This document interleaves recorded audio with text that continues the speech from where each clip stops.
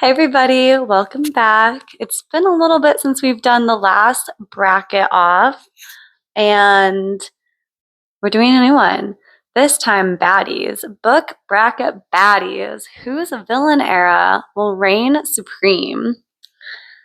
So, yeah, we have several different villains similar to last time. I will go through on the first round and kind of explain everyone's different villainous qualities. And then we will go through and we'll see who is the biggest baddie here. Producer Brandy is back, but she has said that she only really knows two of these baddies, so she might not do as many fun introductions. But do you want to say hi, Producer Brandy? Hi, everybody. All right.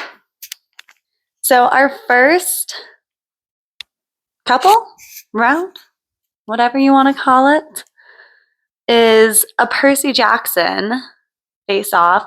We have Kronos, which is the original baddie in Percy Jackson, the first 5 books. This is who we're facing off. Now, Kronos is a Titan, and he controls all of time.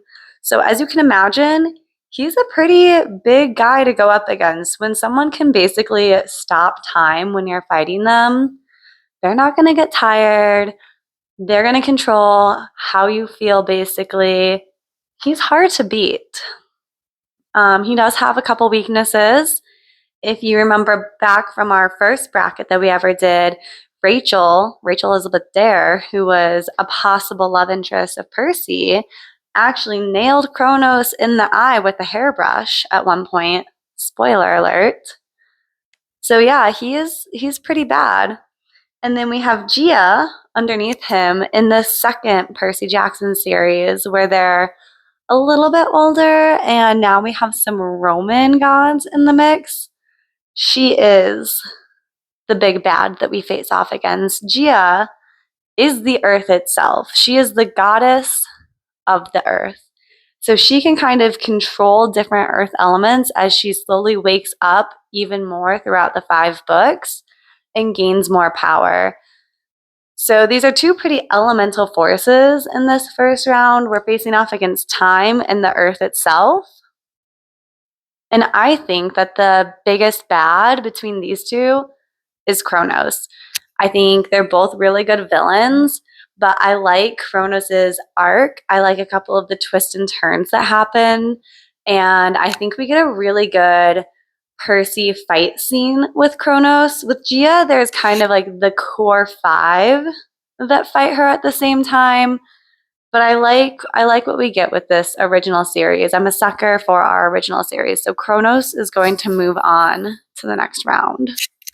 Our next round is in the Hunger Games series. We have President Snow versus President Coin.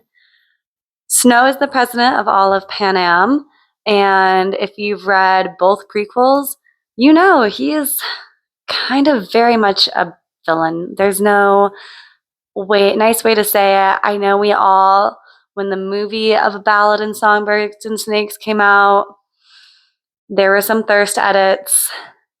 I definitely watched them too. But he's a bad guy.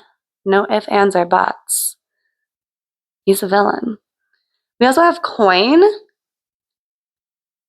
She is a villain. I think she's kind of an underrated villain until right at the very end when you realize just how much of a villain she's going to be.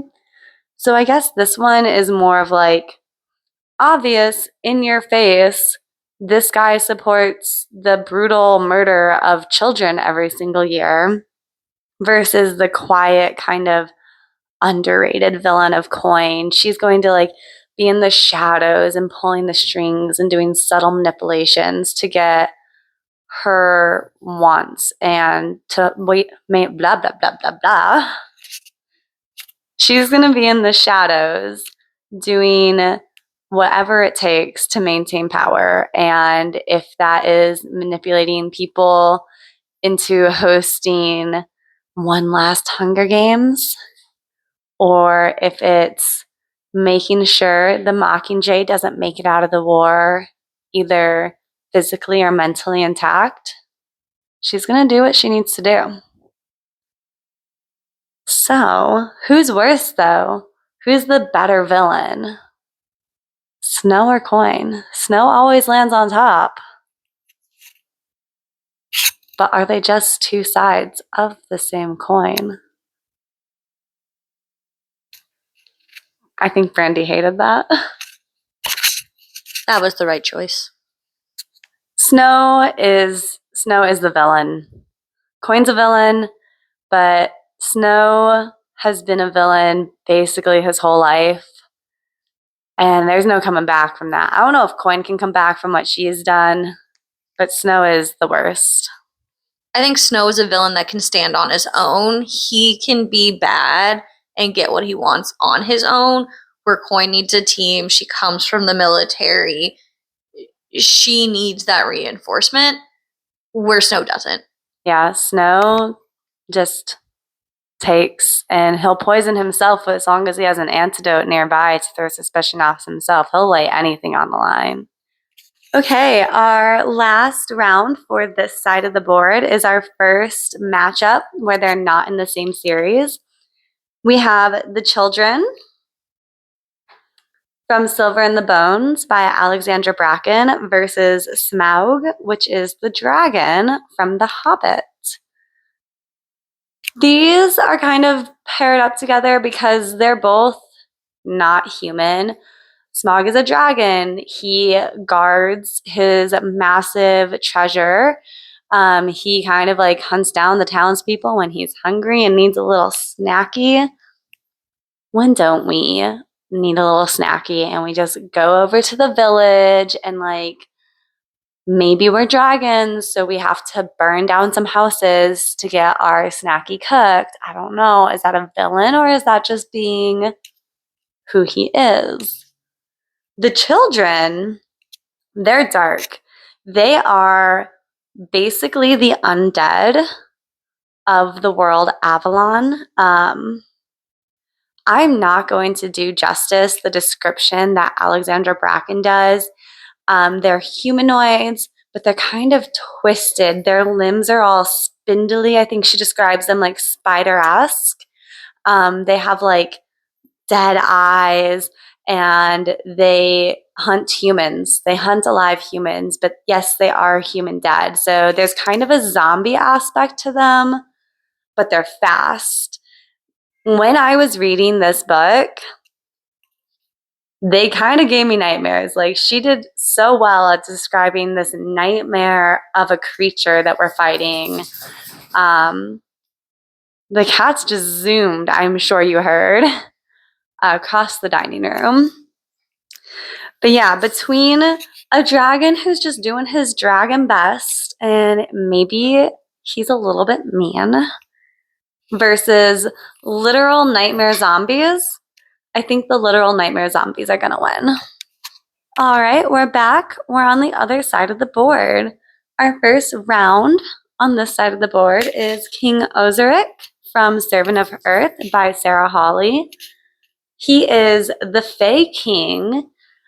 Think like ACOTAR meets the Hunger Games, kind of, but also an adult novel. I guess ACOTAR are adult novels. Yeah, he is the king of the Fae. He keeps all of the Fae houses trapped underground. And similar to the Hunger Games, if the young Fae want to become immortal, they have to undergo deadly trials. So there's some like element of like being okay with children dying, but for Fae, the children are like 25. So yeah, he is kind of keeping everybody locked up, and he's insane, and he's just really bad. And then we have Vautour, which I could totally be pronouncing that wrong. This is from Temple of Swoon. I threw in some villains from my romance novels as well because they're still villains, but also wanted some lighthearted villains as well. Vautour is trying to sabotage the archaeological dig because he wants the artifacts himself so that he can sell them on the black market. And the reason I said, like, I might be saying that wrong is because I've read this book, so I don't really know how to pronounce it. It's just me and my brain making up words. Yeah, he is working against our protagonist. He doesn't want her dig to succeed. He wants her to basically give up and go home so that he can then go finish the dig and make billions on the black market from the city of the moon. And between our evil Fae King and our black market dealer, I think Fautor is going to win. He's a little bit more lighthearted and he's less evil, but I like the twist surrounding him more. Like King Osric, he's just, he's bad. He's bad. There's not like a surprise moment. This guy, we have a little bit of a twist. Okay, our next round is actually more from Sarah Hawley. We have her Glimmer Falls trilogy. These are two of the villains in two of the three books that are out there. I don't know if she's going to make more in the Glimmer Falls universe. I hope she does. I'm a fangirl. We have Astaroth. He is a demon. He is the villain in the first book. He is supportive of demons ripping away magical people's souls to light the demon plane. That's how they get light. And yeah, he is willing to manipulate people to get what he wants, including his own protege and the person that he claims to care about, so that he is the best. He also wants to get basically the highest level in government that he can get. And he will do whatever it takes to win. We then also have the Witch in the Woods. She is our main villain in book 3. They both make appearances, I think, in book 2. Actually, yeah, they both make appearances in book 2. He makes more than an appearance in book 2. But we'll get to that maybe at another time. The Witch in the Woods is a witch whose specialty is in life magic, to the extent that she can take other people's, like the remainder of their lifespan, and add it to herself or to another person. So she's not great. She has kidnapped someone who is an assassin. Well, I guess they're not really an assassin. She's kidnapped a warrior and has made them her assassin because she magically bound their lives together. Yeah, and she's not a great person. She tries to defend herself by saying she's just a lonely old lady in the woods. But she doesn't have to be that way. She chooses to continue expanding her life to be an old lady in the woods. And between Astaroth and the Witch in the Woods, I think the Witch in the Woods is the bigger villain. They're both brutal, but he kind of has a redemption arc. She doesn't really get a redemption. She's just bad. She's just a villain. She's just a villain. All right, for our last matchup in all of round 1, we have the Mogadorians, or the Mogs, from I Am Number 4, versus New Aries from Lore.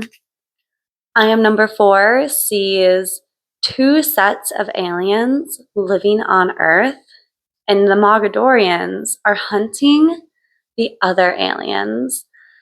They're called Lorians. I didn't really want to get people confused because lore and Lorians have nothing to do with each other. But they are hunting this kind of peaceful other set of aliens.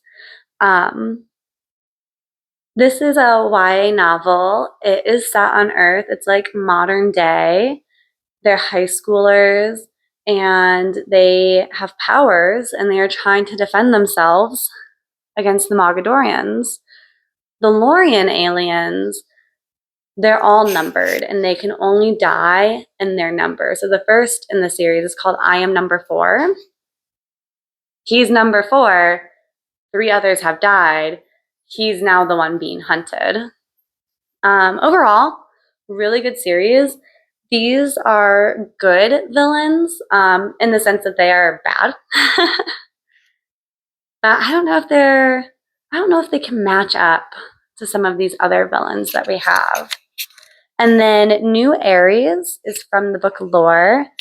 This is a standalone older YA novel about Greek mythology. I've talked about it on the channel before. It's like an older Percy Jackson-esque world. The gods are like once every 7 years. The gods who blah blah blah blah blah. Hi, Hades.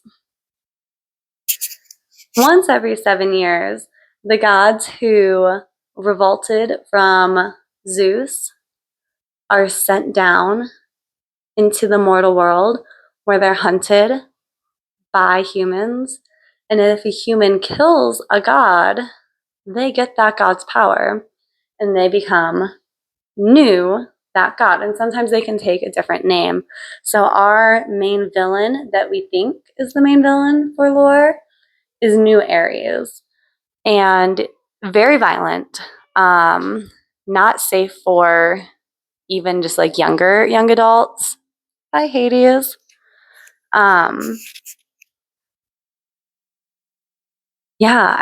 He's very violent. There's a lot of killing, a lot of graphic killing, and between the aliens hunting teenagers, and I think this book starts with a beheading. New Aries is gonna win. Okay, we have our next round. Since we had 3 on each side, what we're going to do is have these top ones face off against each other, and then the winners of the top ones will face off to down here. And so New Aries and the children kind of got a pass for this round, if that makes sense. I'm sure it does. You're all very smart people. So Kronos, again, Titan of Time. That sounds fun. Titan of Time, Titan of Time. Versus President Snow, Killer of Children. That doesn't sound fun. Between these two, it's really tough because they're both, actually a lot of these are like YA series. And they're both bad. But if I had to choose between me, if I was the protagonist, if I'm facing off against one of them, I would want to face off against President Snow because he's just a man. He gets killed in a stampede in the end, basically. So Kronos is going to take the win. He's a lot harder to kill. He's ancient. He's a Titan. He's pretty bad. And then on this side of the board, we have Votor versus the Witch in the Woods, our bad guy who steals treasures that should be in museums and preserved and sells them to the highest bidder, versus the Witch in the Woods, who has killed so many people to extend her own life. It's clear. The Witch in the Woods is the most evil. The more evil, she's the bigger bad. Her villain era is better than his. I'm just saying. Staying on this side, we'll quickly just go ahead and do the Witch in the Woods versus New Aries. This one's tough. They've both killed a lot of people. They both have the potential to live longer than a normal human's life. And they don't care about anyone else but themselves. They want to stay in power. So they're kind of a level playing field. This is a hard one. New Aries is going to get the win, though. He's more intimidating. He's more violent. His murders are a lot more gruesome. New Aries. And for our last semifinal, Kronos, Titan of Time, versus the children. The children are really scary. The children are very scary. And Kronos did get hit in the eye with a hairbrush. So I'm going to give it to the children, which means for our finals, we're having 2 Alex Bracken villains facing off. This is wild. All right, everyone, we're back for the finals.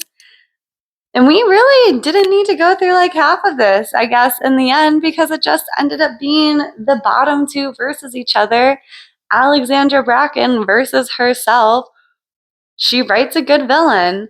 We have New Aries from Lore and the children from Silver and the Bone. But before I put you out of your suspense, before you get that last little amount, who's going to win? Whose baddie villain era is going to reign supreme? Let's just take a moment to shout out Brandy, because this is not my handwriting you're seeing. My handwriting is trash. Brandy is so amazing in all things, but also in her beautiful handwriting. So thank you, Brandy, for being just an amazing friend, but also taking time out of your life to come to my house and help me shoot silly little YouTube videos to send good vibes out into the universe, even when we're talking about baddies. Now, with all of that, who's the winner? For me, this has to be New Aries. They're both terrifying. I wouldn't want to face off from either of them. One of them is cannibals. One of them just brutally murders a lot of people. But I would be more afraid, I think, of New Aries in the long run. I wouldn't want to face off with someone who has the powers of the god of war. Yeah, I will circle and do some squiggly lines, and then we'll do our outro. And there you have it. New Aries. He is the baddest baddie. His villain era reigns supreme. But all of these villains rock in the worst possible way. They're all pretty bad. But that's it for this video. I think this is a little bit of a shorter one, and I hope you all had amazing weekends, and I hope you guys have great weeks, and I can't wait to see you all next week. Bye.